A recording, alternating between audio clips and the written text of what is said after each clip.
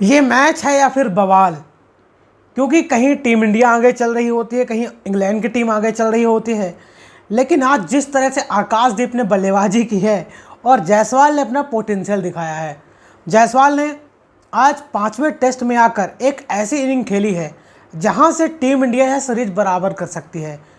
आपको याद ही होगा, पहले टेस्ट मैच की पहली पारी में जायसवाल ने शानदार सेंचुरी मारी थी, और आज जब इस टेस्ट का आखिरी पारी थी तब भी जायसवाल ने सेंचुरी मारी है। लेकिन इंग्लैंड को इस बात का दुख नहीं होगा, इंग्लैंड को इस बात का दुख होगा कि नंबर 9 के बल्लेबाज ने आकर इंग्लैंड के गेंदबाजों की धुनाई कर दी। कल टीम इंडिया 75 पर 2 विकेट थी। वहाँ से ऐसा लग रहा था कि शुभमन गिल बड़ी पारी खेलेंगे, करुण नायर बड़ी पारी खेलेंगे, लेकिन इंग्लैंड के लिए सबसे बड़ा सरदर्द इस बात का हो गया कि जायसवाल और आकाशदीप के बीच 100 रनों की पार्टनरशिप हो गई चौथे विकेट के लिए, और वहाँ पर आकाशदीप शानदार हाफ सेंचुरी 66 रन बनाकर जाते हैं। आकाशदीप वो नंबर 9 का बल्लेबाज है। यहाँ पर गौतम गंभीर सोच रहा होगा, भाई यार मैं पागल होगल हूँ क्या, मैंने तो एक अलग बैट्समैन खिलाया था, एक एक्स्ट्रा बैट्समैन के साथ गया था, मैंने एक गेंदबाज कम खिलाया था, मैंने शार्दुल को बाहर निकाला था और यहाँ पर करुण नायर को जगह दी थी। लेकिन आकाशदीप बल्लेबाजी कर लेगा, आकाशदीप इस तरह बल्लेबाजी करेगा कि हमारे और बल्लेबाज बल्लेबाजी नहीं कर पाए, ये बात है। लेकिन आज डे 3 खत्म हुआ है ओवल टेस्ट का, 5वें टेस्ट मुकाबले का। लेकिन यहाँ पर टीम इंडिया अब चढ़ी हुई है, क्योंकि जब कल डे 2 का खेल खत्म हुआ था ओवल टेस्ट में, तो टीम इंडिया की लीड अच्छी थी। यहाँ पर जायसवाल 51 रनों पर खेले थे, लेकिन जायसवाल आज आते हैं 118 रनों की बहुत ही बेहतरीन पारी खेलते हैं, और टीम इंडिया यहाँ पर इंग्लैंड को 374 यानी कि 374 रनों का टारगेट देती है, जहाँ पर इंग्लैंड की टीम 50 रन पर 1 विकेट हो चुका है। अब टीम इंडिया को यहाँ से सिर्फ 8 विकेट की ज़रूरत है, क्योंकि आपको बता दें क्रिस वोक्स इंजरी के चलते बाहर हो चुके हैं। ऐसे में अब उनके 9 विकेट थे, यहाँ पर क्रिस वोक्स बाहर हो गए हैं, तो अब जैक क्रॉली का विकेट मिलने के बाद टीम इंडिया को सिर्फ 8 विकेटों की ज़रूरत है। एक समय ऐसा लग रहा था कि जब इंग्लैंड के ओपनर ने पहली पारी में बल्लेबाजी की थी, उन्होंने 15 ओवर में भाई 109 रन बना लिए थे, 14 ओवर में 101 रन थे, और पहले विकेट की पार्टनरशिप वही डिसाइडर हो गई थी, क्योंकि आपने 224 रन बनाए थे, इंडिया ने 224 रन बनाए थे, लेकिन उनकी पहली विकेट की पार्टनरशिप 92 रनों की हो गई थी, और वो तेज तरार पारी खेले थे। ठीक है ना, तेज तरार पारी खेले, दोनों पार्टनरशिप कर गए थे, दोनों ओपनर बल्लेबाज बेन डकेट और जैक क्रॉली। लेकिन इस पारी में क्या हुआ है, बेन डकेट और जैक क्रॉली बेसबॉल नहीं खेल पाए हैं, क्योंकि 14 ओवर का खेल खत्म हुआ है, 13.5 ओवर का खेल खत्म हुआ है, और 50 रन ही बनाए इंग्लैंड की टीम ने। और जाते जाते आज का दिन खत्म होते होते 1 विकेट मोहम्मद सिराज ले गए हैं। कहते हैं ना, आई बिलीव इन जस्सी भाई, ये मोहम्मद सिराज बोलते हैं, लेकिन अब आई बिलीव इन मियाँ भाई, क्योंकि जब यहाँ पर जसप्रीत बुमराह नहीं होते हैं तो मोहम्मद सिराज पूरी जिम्मेदारी लगाते हैं, पूरी एफर्ट लगाते हैं। लेकिन एक बात समझ नहीं आया, आपको एक बात समझ में आई क्या? आप कमेंट बॉक्स में अपनी राय जरूर बताइएगा कि आज जब टीम इंडिया ने 374 रनों का टारगेट दिया, इंग्लैंड को बल्लेबाजी करने का न्योता दिया, नई गेंद यहाँ पर आकाशदीप के साथ यहाँ मोहम्मद सिराज को करनी चाहिए थे, लेकिन गौतम गंभीर की क्या रणनीति है, शुभमन गिल की क्या रणनीति है, उन्होंने प्रसिद्ध कृष्णा से गेंदबाजी करा ली, और प्रसिद्ध कृष्णा को रन भी पड़े हैं, अच्छी तेज गेंदबाजी करा ली, लेकिन रन भी पड़े हैं, 4 की कौन मिस रन दिया है। वहीं जब मोहम्मद सिराज को लेकर आएगा तो मोहम्मद सिराज ने 1 विकेट लिया है। जो आज का खेल खत्म होते होते ऐसा लग रहा था कि आखिरी सेशन कहीं इंग्लैंड के नाम ना हो जाए, इंग्लैंड बिना विकेट के जाएगी, जो कि टीम इंडिया पर काफ़ी दिक्कत होती, क्योंकि अगर उनके ओपनर की पार्टनरशिप लंबी हो जाती तो आप यह मुकाबला हार भी सकते थे। लेकिन जाते जाते मियाँ भाई ने शानदार यॉर्कर डाली, और यहाँ पर जैक क्रॉली आउट हो, क्लीन बोल्ड हो गए। लेकिन आपने देखा होगा उसके पहले जब यहाँ पर मोहम्मद सिराज आखिरी ओवर कर रहे थे, आज के दिन खत्म होते होते, वहाँ पर आपने देखा होगा जो लॉर्ड्स में हुआ था ना, 1 ओवर का खेल बचा हुआ था, वहाँ पर जैक क्रॉली ने नाटक किया था, एक्टिंग की थी। आज सेम हुआ है, दूसरी बॉल लेकर आए यहाँ पर मोहम्मद सिराज, वो बंदा पीछे हट गया। लेकिन वहाँ पर आपने देखा होगा जब पहले बोला था यहाँ पर शुभमन गिल ने grow some fucking balls, Lord's में बोला था, लेकिन यहाँ पर आज उसका एक्सप्रेशन देखने लायक था। शुभमन गिल हंस रहा था, शुभमन गिल मन में गाली बहुत दे रहा था, लेकिन क्या करे, यहाँ पर उसने धैर्य दिखाया और जैक क्रॉली भी समझ रहा था कि शुभमन गिल कुछ बोलेगा बॉल कटेगा और ये ओवर नहीं होगा, लेकिन वहाँ पर शुभमन गिल ने कुछ नहीं बोला, मोहम्मद सिराज ने कुछ नहीं बोला, क्योंकि मोहम्मद सिराज आपको काफ़ी अग्रेसिव नज़र आते हैं, लेकिन मोहम्मद सिराज ने भी कुछ नहीं बोला और अगली ही बॉल पर यॉर्कर मारकर जैक क्रॉली का विकेट गंवा दिया। अगर वहाँ से बवाल करता, अगर कुछ न कुछ बीच में लफड़ा होता तो ये होता कि आज आखिरी ओवर होता ही नहीं और आपको आखिरी विकेट नहीं मिलता। अगर आपने यहाँ पर जैक क्रॉली का विकेट नहीं लिया होता तो आपके लिए काफ़ी सरदर्द होती है। आप पहला टेस्ट याद करो, जब लीड्स में टीम इंडिया ने उनको 371 रनों का लक्ष्य दिया था तो उनकी पहली विकेट की पार्टनरशिप 188 रनों की हुई थी, 188 रनों की, और वहीं से पूरा मोमेंटम शिफ्ट हुआ था और वहाँ पर बेन डकट ने 149 रनों की पारी खेली थी और वह मुकाबला इंग्लैंड की टीम जीती थी। आपने सबसे अच्छा काम यह किया है कि इनका पार्टनरशिप तोड़ दी है, क्योंकि दोनों अटैकिंग बल्लेबाज हैं, जैक क्रॉली और बेन डकट बड़ी बल्लेबाजी करते हैं। आपने पहली पारी में देखा होगा 5वें टेस्ट की, जहाँ पर जैक क्रॉली 61 रन बनाते हैं बहुत ही बेहतरीन स्ट्राइक रेट से, वहीं बेन डकट भी 38 रन बनाए थे। लेकिन आज उनकी पार्टनरशिप तोड़ने से ये हो गया कि कल आप डे 4 पर आओगे तो वहाँ पर एक नया बल्लेबाज होगा, वहाँ पर ओली पोप आपको नज़र आएंगे। ओली पोप ने अभी तक इस सीरीज़ में एक ही सेंचुरी मारी है, उनकी 2 अच्छी पारियाँ हैं, उसके अलावा वो आपको बैकफुट पर ही नज़र आए। लेकिन इस टेस्ट मुकाबले में क्या बचा है, देखिए ये गेंदबाजों के नाम होने वाली है सीरीज़।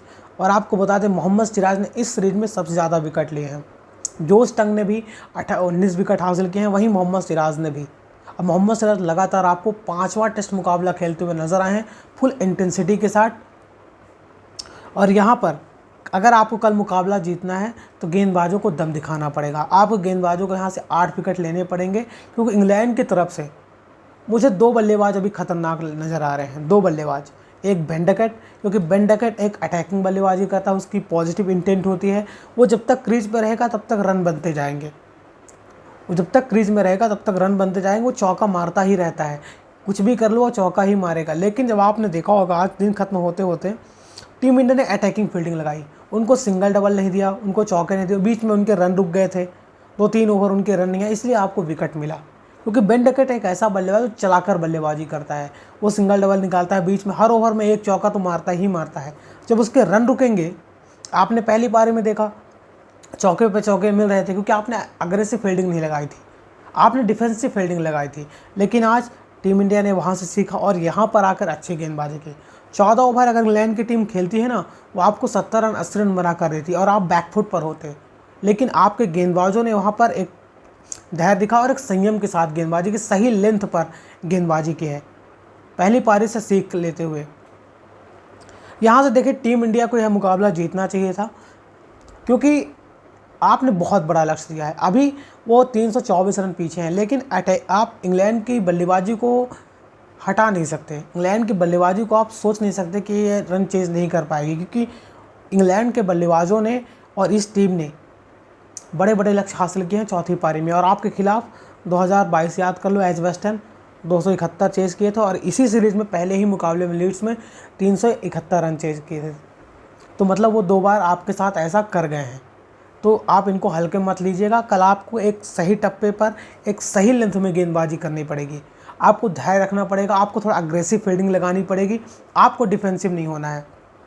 और सबसे अच्छी बात यहाँ पर है सुमन गिल ने जो आज अपना आपा नहीं खोया, क्योंकि जैसे ही जैक क्रॉली ने अटैक कर रहा था ना, सबको यही लग रहा था कि सुमन गिल फिर कुछ न कुछ बोलेगा, बीच में हिटअप मूवमेंट होगा, अग्रेसिव नज़र आएंगे, मोहम्मद सिराज कुछ न कुछ कहेंगे, लेकिन ऐसा नहीं हुआ। यहाँ पर सुमन गिल ने अपना आपा नहीं खोया और काफ़ी अच्छी कप्तानी की है। बस आपको यहाँ से 8 विकेट लेने हैं। उनके 2 बड़े बल्लेबाज हैं, बेन डकट और जो रूट। देखिए इंग्लैंड यह मुकाबला तब जीत सकती है कि जब यहाँ से बेन डकट कोई बड़ी पारी खेलनी पड़ेगी, या फिर यहाँ से जो रूट एक ऐसा बल्लेबाज है, बहुत बड़ा बल्लेबाज है। अगर जो रूट यहाँ सेंचुरी बनाता है, 140-150 रन बनाता है, तभी इंग्लैंड की टीम यह मुकाबला जीत पाएगी।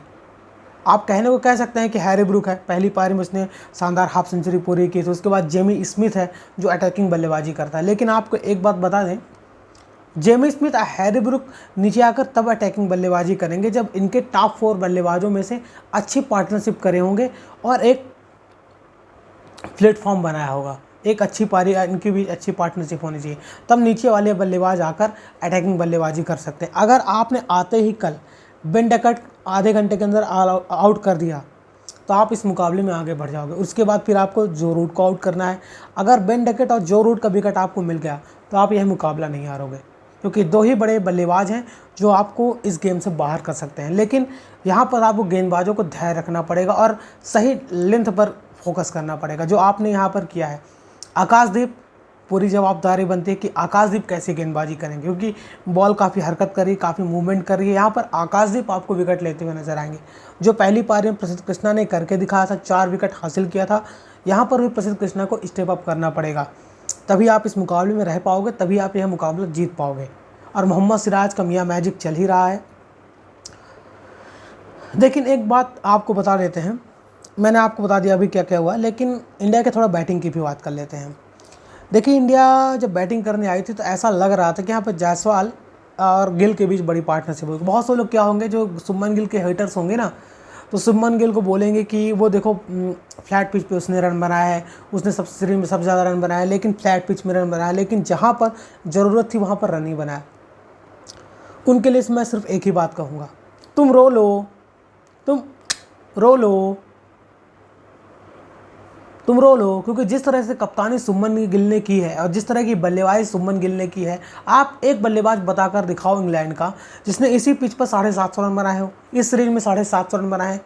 वो तो अपने होम ग्राउंड में खेल रहे हैं ना, उनकी कंडीशन है, उनके देश है, वो कैसे भी बल्लेबाजी कर सकते हैं। लेकिन उनका एक बल्लेबाज बता दो जिसने 750 रन बनाए हैं, 800 रन बनाए हो, चाहे वो जो रूट हो, बेन डकेट हो, हैरी ब्रूक हो, जिसको आप बड़ा बल्लेबाज मानते हो।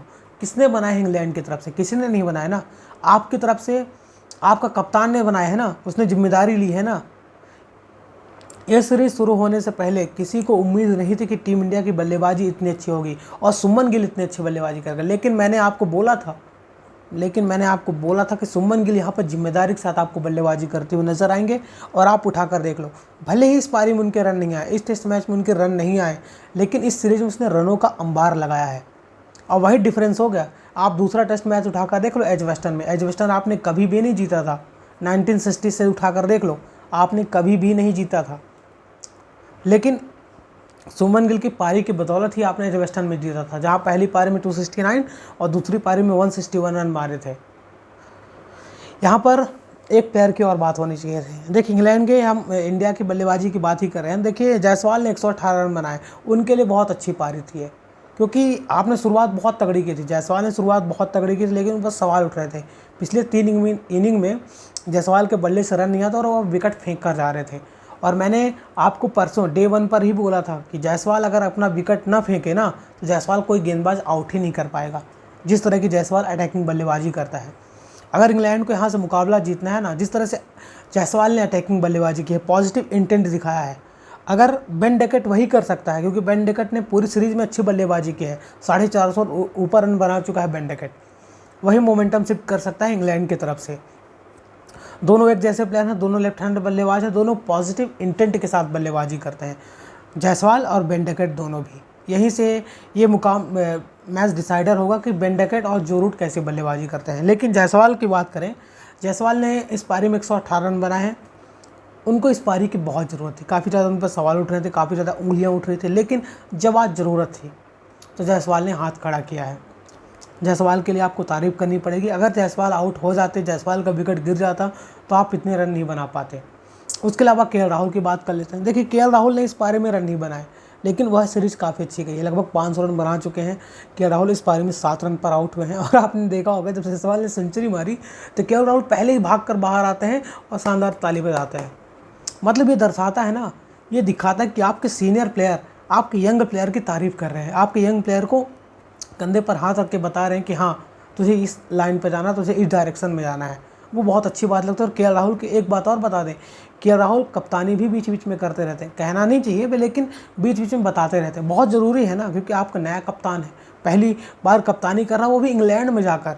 अपने देश में करता तो ठीक है, क्योंकि आपको पता है कि 3 स्पिनर गेंदबाज यहाँ विकेट ले लेते हैं, लेकिन इंग्लैंड में जाकर ऐसी कप्तानी करना, जहाँ बेसबॉल क्रिकेट खेले, जहाँ पर ब्रैडन मैकुलम बैठा है, बेन स्टोक्स जैसा कप्तान है, उसके सामने ऐसी कप्तानी करना, पहले मुकाबले में थोड़ा डरे डरे सहमे सहमे नज़र आए, लेकिन अब शुभमन गिल ने अपनी बल्लेबाजी भी इम्प्रूव की है, अपनी कप्तानी भी इम्प्रूव की है। आपको इस बात का क्रेडिट शुभमन गिल को देना चाहिए। और केएल राहुल से भी कोई क्रेडिट नहीं ले सकता जिस तरह की बल्लेबाजी की है, क्योंकि बीडीटी आप उठाकर देख लो, रोहित शर्मा अगर यहाँ पर होते तो रोहित शर्मा ओपन करते, केएल राहुल की जगह नहीं बनती थी, केएल राहुल को मिडिल ऑर्डर में खिलाया जाता। लेकिन गौतम गंभीर की रणनीति थी कि रोहित शर्मा और विराट को बाहर करोगे और इनको मौका देंगे। आप रोहित शर्मा की जगह केएल राहुल को ओपनिंग कराएगी, उसने रन बना दिए, और विराट की जगह यहाँ पर सुमन गिल से नंबर 4 पर बल्लेबाजी करेगी। उन्होंने क्या किया आपने देखा होगा, ठीक है ना। इसके अलावा इस वाले मुकाबले में एक बात और है, आकाशदीप 66 रन बनाए आकाशदीप ने, वो काम करके गया है। और दिमाग वहीं से ख़राब हुआ इंग्लैंड की टीम का। इंग्लैंड कप्तान की हवाइयाँ उड़ गई थी, इंग्लैंड के गेंदबाजों की हवाइयाँ उड़ गई थी, कैसे बल्लेबाजी कर रहा है भाई। वो अपर कट खेल रहा था, यहाँ पर आकाशदीप अपर कट खेल रहा था, वो चलाकर ही बल्लेबाजी करता है, आपने पहले भी देखा होगा। लेकिन इतनी बेहतरीन पारी आकाशदीप ने खेल दी ना, 66 रन बनाए नंबर 4 पर आकर। जो आपके नंबर 4 का बल्लेबाज है ना सुमन गिल, उसने रन नहीं बनाए, केएल राहुल ने रन नहीं बनाए उतने, करुण नायर ने उतने रन नहीं बनाए, लेकिन आकाशदीप करके गया है वो, उसकी भी तारीफ बननी चाहिए। अगर यहाँ पर आकाशदीप इस बारे में 5 विकेट लेता है, 4 विकेट लेता है, तो इस वाले मुकाबले का मैन ऑफ द मैच आकाशदीप ही होना चाहिए। जिस तरह की बल्लेबाजी उसने की है और जिस तरह की गेंदबाजी उसने की है, सिचुएशन क्रिटिकल थी, यहाँ से आपको रन बनाने चाहिए था, वो आकाशदीप ने करके दिखाया था। वही इस वाले मुकाबले के हम तो रवींद्र जडेजा को भी आपको छोड़ना नहीं चाहिए। रवींद्र जडेजा ने पूरी सीरीज़ में रन बनाए हैं, पूरी सीरीज़ में रन बनाए, बहुत ही बेहतरीन पारी खेली है। पिछला मुकाबला आप याद कर लो 107 रन बनाए थे, नॉट आउट थे, और टीम इंडिया ने मुकाबला ड्रॉ किया था। और ये पहली ऐसी चौथी पारी है टीम इंडिया की, ऐसी सेकंड पारी है जहाँ पर रवींद्र जडेजा आउट हुए हों। पहला मुकाबला आप उठाकर देख लो, वहाँ पर रवींद्र जडेजा नॉट आउट थे 25 रन पर, दूसरे मुकाबले में 69 रन पर, तीसरा मुकाबला लॉर्ड्स याद कर लो 61 रन, पिछला मुकाबला आप याद कर लो 107 रन नॉट आउट, और आज आउट हुए हैं रवींद्र जडेजा।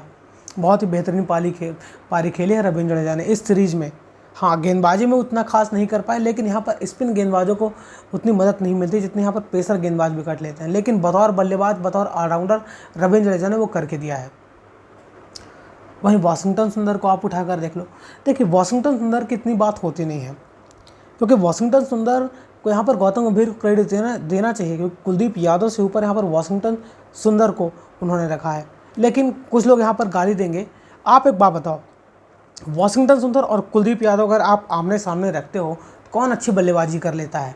बल्लेबाजी तो वाशिंगटन सुंदर ही करेगा, लेकिन गेंदबाजी यहाँ पर कुलदीप यादव अच्छी करता है। लेकिन यहाँ पर स्पिन गेंदबाजों को मदद नहीं है। ऐसे में यहाँ पर वाशिंगटन सुंदर को जो जगह मिली है वो आपको जस्टिफाई करती है, क्योंकि उसने बल्लेबाजी से भी करके दिया है, और जब ज़रूरत थी विकेट लेने की, लॉर्ड्स में आप उठाकर देख लो 4 विकेट हासिल किया था।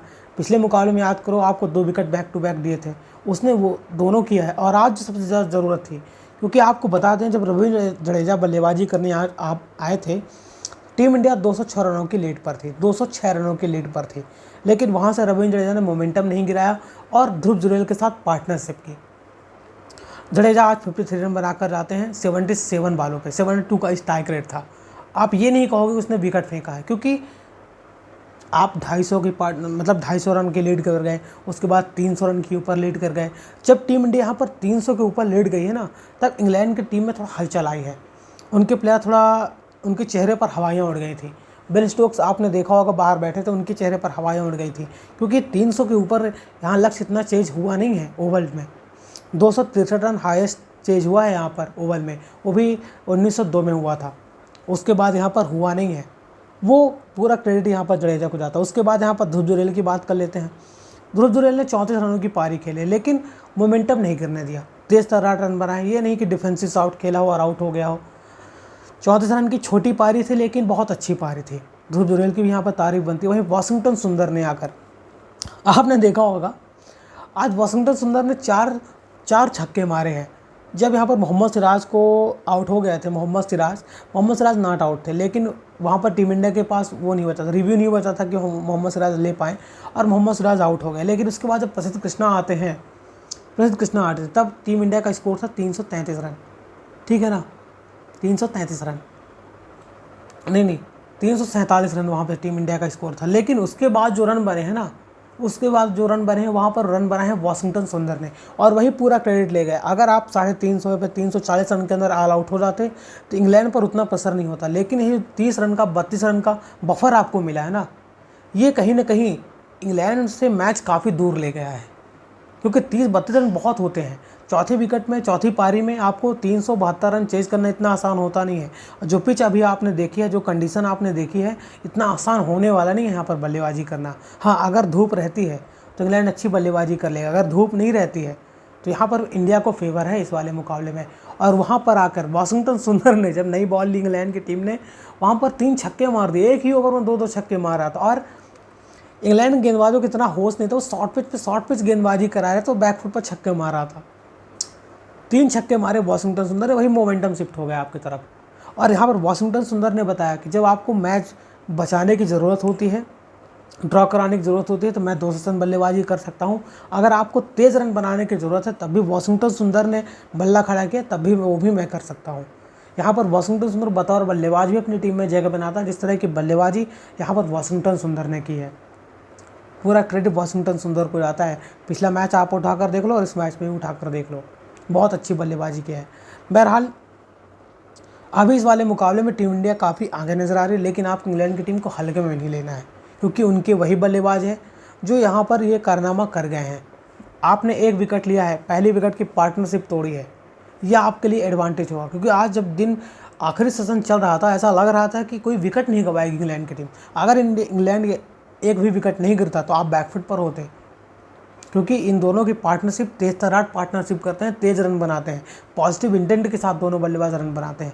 लेकिन आपने जैक क्रॉली को आउट करके, क्योंकि जैक क्रॉली काफ़ी डिफेंसिव खेल रहा था, उसको पता था कि आज का दिन निकालना है, 1-1.5 घंटे जो बल्लेबाजी करने को मिला है उसको निकालना है, कल आकर हम फ्रेश स्टार्ट करेंगे। लेकिन वहाँ पर मोहम्मद सिराज ने आउट करके ये एडवांटेज टीम इंडिया की तरफ कर दिया। लेकिन आपको इंग्लैंड के हल्के में नहीं लेना है, कल आकर आपको अच्छी गेंदबाजी करनी होगी। पहले सेशन आपको बेन डकेट का विकेट बहुत जल्दी लेना पड़ेगा, क्योंकि बेन डकेट ऐसा बल्लेबाज जो आपको मैच कहीं पीछे छोड़ सकता है। वहीं जो रूट का 2 विकेट अगर आपको जल्दी मिल गए तो आप यह मुकाबला आसानी से जीत जाओगे। बहरहाल अगर टीम इंडिया है सीरीज बराबर कर लेते तो सुमन गिल के लिए बतौर कप्तान कितनी बड़ी जीत होगी। आप अंदाज़ा लगाओ, वह कप्तान 25 साल की उम्र में पहली बार उसको कप्तानी मिली टेस्ट मैचों की, वो भी इंग्लैंड में, और वह सीरीज ड्रॉ करवा के लाया। बड़े बड़े कप्तानों ने वो कारनामा नहीं किया है। आपने 2021 में किया था विराट कोहली की कप्तानी में, फिर लेकिन उसके पहले बड़े बड़े कप्तान नहीं कर पाए हैं, लेकिन वो कारनामा यहाँ पर सुमन गिल कर पाएंगे बतौर कप्तान। और उन्होंने फ्रंट से लीड किया है, उनकी कप्तानी भी काफ़ी इंप्रूवमेंट नज़र आई है, उनकी बल्लेबाजी आपको काफ़ी इंप्रूवमेंट नज़र आई है। कुछ हेटर्स आ जाएंगे कहने के लिए कि वो विराट से बड़ा बल्लेबाज नहीं है, लेकिन देखिए विराट तो लेजेंड है, रोहित भी लेजेंड है, लेकिन नए प्लेयर को भी मौका मिलना चाहिए। आज आपने देखा होगा रोहित शर्मा भी आपको नज़र आए थे, रोहित शर्मा यह मुकाबले का लुत्फ़ उठा रहे हैं, उनको काफ़ी गर्व होगा ना कि टीम इंडिया जिस तरह की बल्लेबाजी कर, जिस तरह क्रिकेट खेल रही है। अगर टीम इंडिया यहाँ से मुकाबला जीतती है, सीरीज़ ड्रॉ करवाती है, तो बहुत बड़ी चीज़ होगी टीम इंडिया के लिए, बहुत बड़ी जीत होगी टीम इंडिया के लिए। बस आपको मोमेंटम नहीं गिराना है। कल आपको 8 विकेट लेने हैं, कल ही दिन डे 4 में ही दिन मैच खत्म हो जाएगा और टीम इंडिया ये इतिहास रच देगी। बस आपको विकेट लेना होगा और आपके गेंदबाजों को दम लगाना होगा। तो आपको क्या लगता है, टीम इंडिया यह मुकाबला जीत पाएगी या नहीं जीत पाएगी? कमेंट बॉक्स में अपनी राय जरूर बताएं। वीडियो अच्छा लगा हो तो वीडियो को लाइक और चैनल को सब्सक्राइब करना बिल्कुल ना भूलें। जय श्री राम।